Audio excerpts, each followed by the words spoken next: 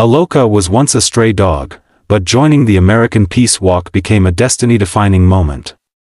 By now, he has walked over 2,300 miles. Just pause and think. Would even a trained dog be capable of such an extraordinary journey? This is the truth the universe reveals to the world. Messages are not always sent through humans alone. Sometimes, they arrive through animals. Aloka is one such messenger of the universe.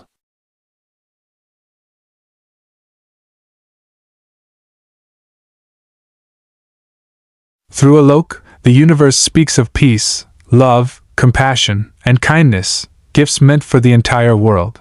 Yet humans destroy each other through greed for power. They slaughter animals for pleasure. They destroy nature for personal gain. And for all this, the whole world is now paying the price.